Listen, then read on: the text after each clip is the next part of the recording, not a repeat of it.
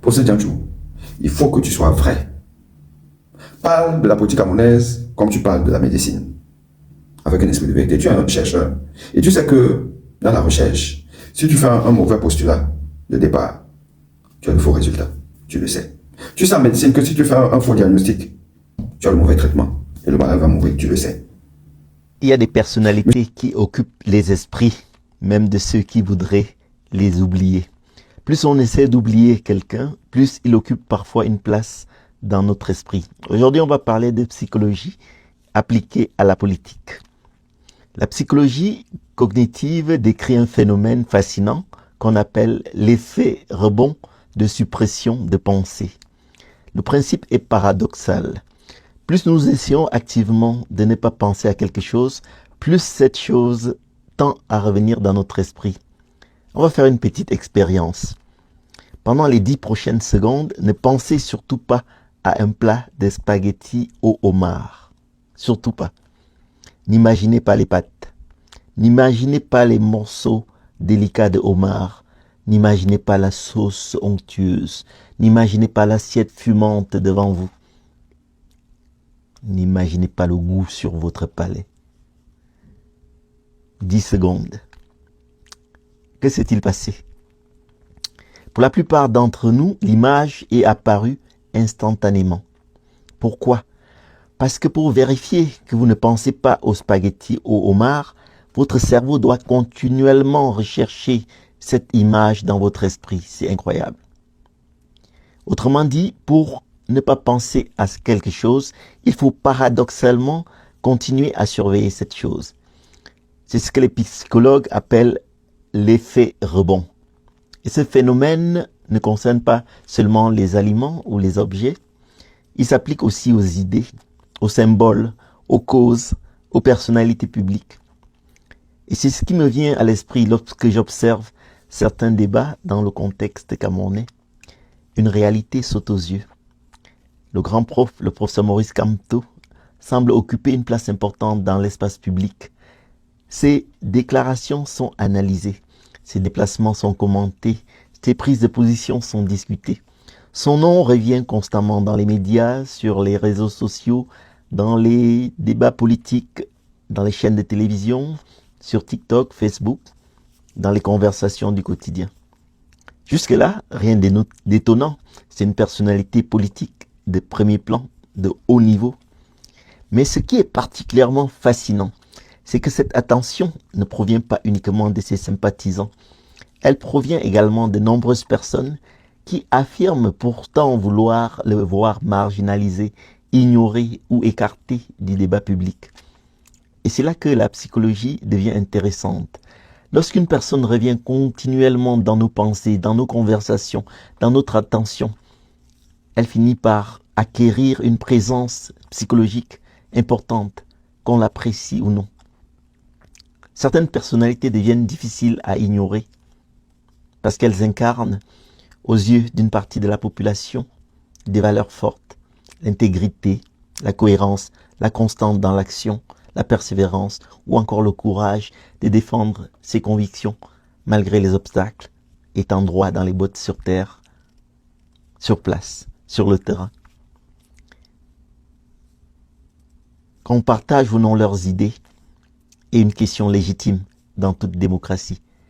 Mais lorsqu'une personne continue d'habiter l'esprit de ses partisans comme celui de ses adversaires, cela révèle souvent qu'elle occupe une place particulière dans l'imaginaire collectif. L'histoire nous enseigne d'ailleurs une leçon intéressante. Les figures qui marquent durablement leur époque ne sont pas toujours celles qui font l'unanimité. Ce sont souvent celles qui deviennent impossibles à ignorer. Certaines de ces figures acquièrent une influence, non seulement grâce au soutien qu'elles reçoivent, mais aussi et surtout parce que leurs opposants ne cessent de parler d'elles. Parfois, vouloir effacer quelqu'un du débat public produit exactement cet effet inverse. Plus on tente de l'écarter, plus on contribue involontairement à rappeler son existence. Plus on cherche à le rendre invisible, plus on attire l'attention sur lui. Plus on répète son nom, plus ce nom s'enracine dans la mémoire collective. C'est toute la puissance de cet effet, l'effet rebond. À y penser, la véritable influence ne se mesure pas seulement au nombre de personnes qui vous soutiennent. Elle se mesure aussi au nombre de personnes qui, même lorsqu'elles sont opposées à vous, continuent malgré elles à penser à vous.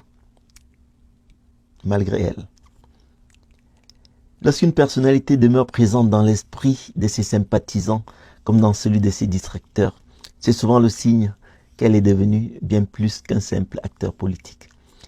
Elle est devenue une référence incontournable du débat public, la référence. Et dans ce domaine, l'attention est peut-être la monnaie la plus précieuse qui soit. Méditez sur cette pensée psychologique appliquée à la politique. Je suis particulièrement à l'aise de discuter du sujet abordé par un confrère, un intellectuel, un scientifique, un médecin, un professeur de gastro-entérologie, le professeur Ndjanchou, de l'Université de Montréal. Je suis d'autant plus à l'aise que c'est un peu plus facile de discuter avec des personnes ayant à peu près le même background, parce que nous parlons le même langage, et que ça ne va pas voler bas, mais ça va plutôt tenter de voler haut. Mon cher jeune frère, mais ô combien éminent scientifique, cher docteur Sourire, je veux effectivement qu'on parle de l'effet rebond de suppression de pensée, avec en ligne de mire le professeur Maurice Kamto, dont tu fais un récit on ne peut plus angélique. Tu as peut-être raison, mais je voudrais que tu m'en apportes les preuves. Moi, je ne vais pas essayer de développer ce sujet avec une posture d'académicien, d'être dans un amphithéâtre. Parce qu'en fait, la cible de tous nos débats politiques sur le rôle des opposants au Cameroun, de la démocratie camerounaise, la cible de tous les efforts de sensibilisation que nous faisons, la cible, c'est le peuple camerounais. Un peuple qui est majoritairement assez ignorant des questions de politique générale. Car la politique au Cameroun, la démocratie camerounaise, si elle existe, elle est quand même assez jeune et très imparfaite. Donc, très peu de Camerounais ont un sens de discernement suffisant pour apprécier à leur juste valeur le rôle des uns et des autres. Et nous sommes donc là pour éclairer ce peuple. Je vais donc essayer d'être un peu terre à terre pour essayer d'apprécier ta notion d'effet rebond et de la suppression de pensée. En français facile, tu essaies de dire que M. Maurice Kamto, le professeur Kamto, est quelqu'un qu'on veut effacer de la scène politique, notamment par ses détracteurs. Mais malgré eux, ils finissent par le rendre incontournable. Parce qu'on parle de lui tous les jours, régulièrement, on ne fait que ça, et il finit donc par être l'homme incontournable de la politique camerounaise. Le faiseur de roi, pour utiliser l'expression de certains lors de l'élection présidentielle 2025. Ok, je peux t'accorder ça. Mais j'aimerais donc te poser quelques questions et t'exprimer des inquiétudes. Est-ce qu'on ne parle que de M. Maurice Kamto? N'a-t-on pas parlé de M. Cabral Libye par ses sympathisants et ses détracteurs jusqu'à ce que son rôle prééminent dans la scène politique camerounaise soit dépassé, out of date? Cabral Libye a cristallisé quand même les conversations politiques au Cameroun pendant toute la période préélectorale et électorale, et même un peu post-électorale, jusqu'à ce que, par son opiniâtreté, à ne pas participer à la manifestation de la vérité. Avec cette PV qu'il a confisquée, on a compris que, définitivement, il a choisi un camp. Le camp du statu quo. Et il n'est plus important pour le peuple camerounais. Mais avant cela, je pense qu'il défrayait la chronique. On parlait de lui tous les jours. Donc c'était donc aussi un effet rebond de suppression de pensée. Oui, Cabral Libye a donc eu le même effet que ce que tu prétends, enfin que tu prêtes à M. Maurice Kamto.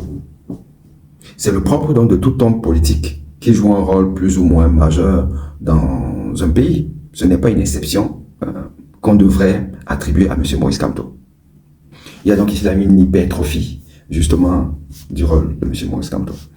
M. Maurice Kamto, quand on parle de lui, ses sympathisants, ses détracteurs, ce que je dis c'est normal.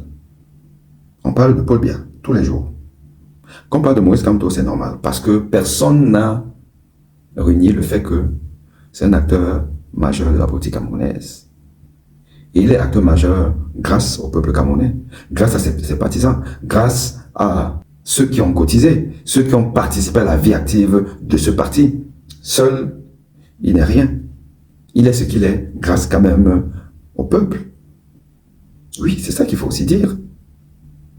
Maintenant, on peut te poser la question, en retour, il y a eu quoi? Tu dis qu'il est, lui, au Cameroun. Parce que tu l'as dit. Il est droit dans ses bottes au Cameroun et il se bat au Cameroun. Et on sait à quoi tu fais allusion quand tu le dis. Alors moi, je vais te poser une question. Moi, je suis simplement dans le questionnement. Explique-moi. La présence de M. Maurice Kamto au Cameroun, en quoi elle a fait avancer le combat du peuple? En quoi la présence de M. Maurice Kamto au Cameroun, dans son quartier de Santa Barbara, où il vit, incapable de se mouvoir dans d'autres coins et recoins du Cameroun que être à Santa Barbara et aller peut-être à Oudja, où il y a le siège du parti.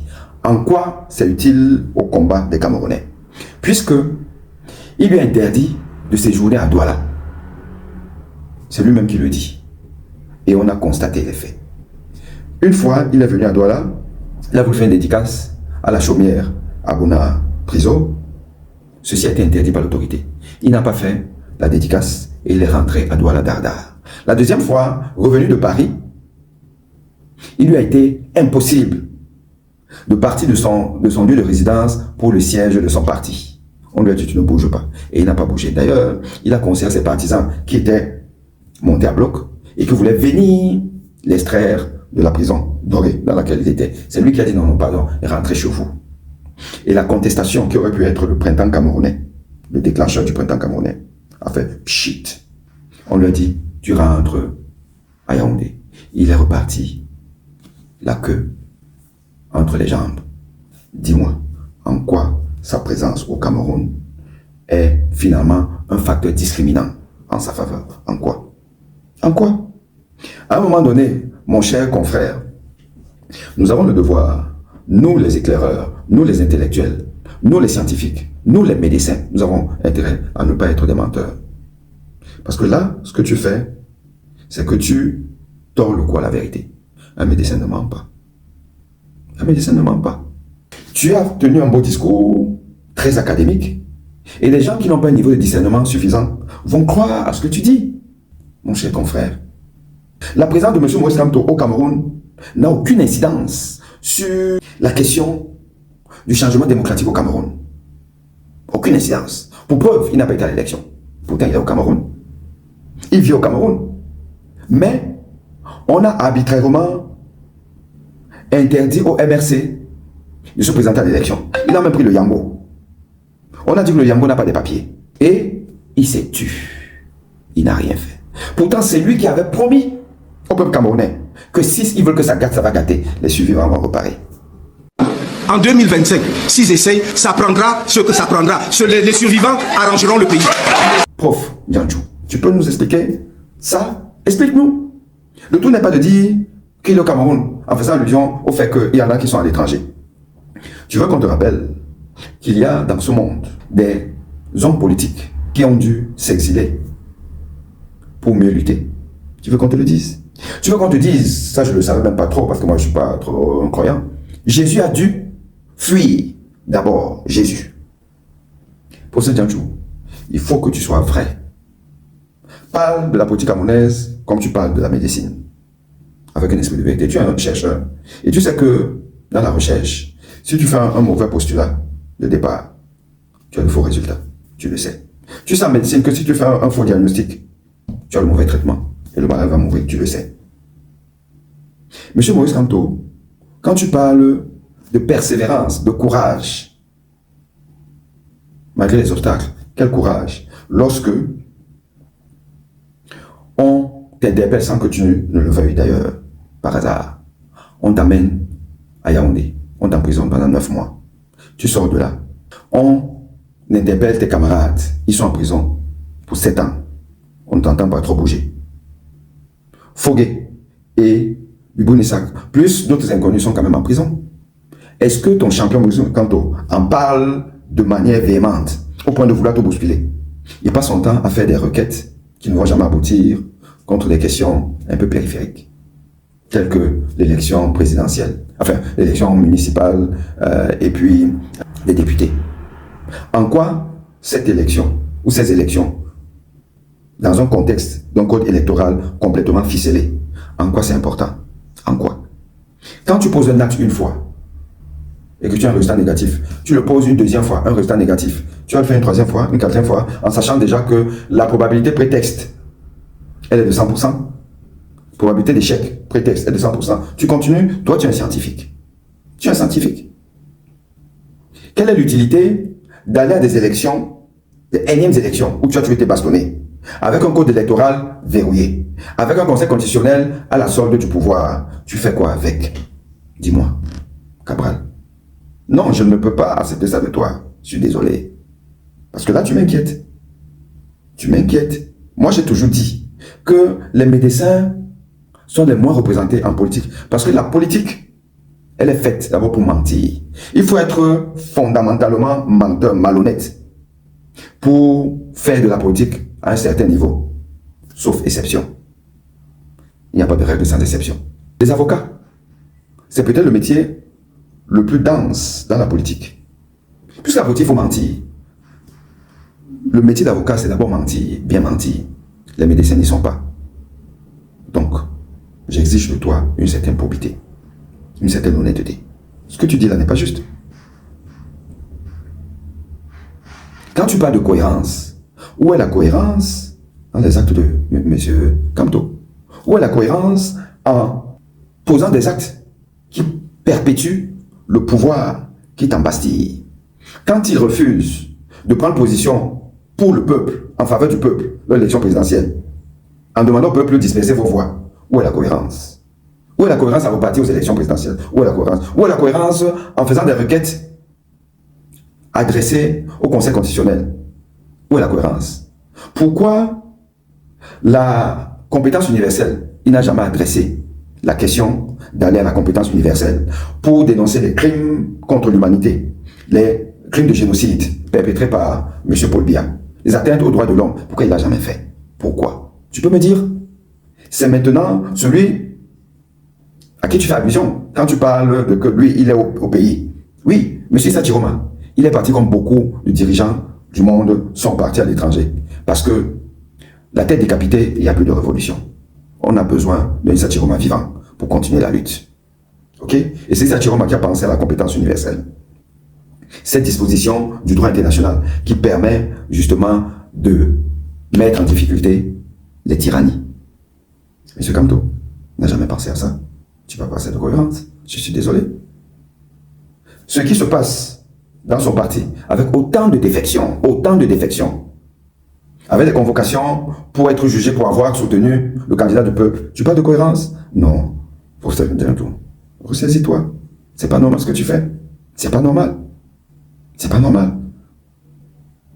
Non, ne sois pas encore qui n'est pas cohérent. Non, sois encore éclairé. Ne sois pas un Wilfried Kanga ou Valsero. Sois le professeur Jiangchu, gastro-entérologue, chercheur de haut niveau, professeur d'université. Sois-le. Ok, l'ami. À très vite.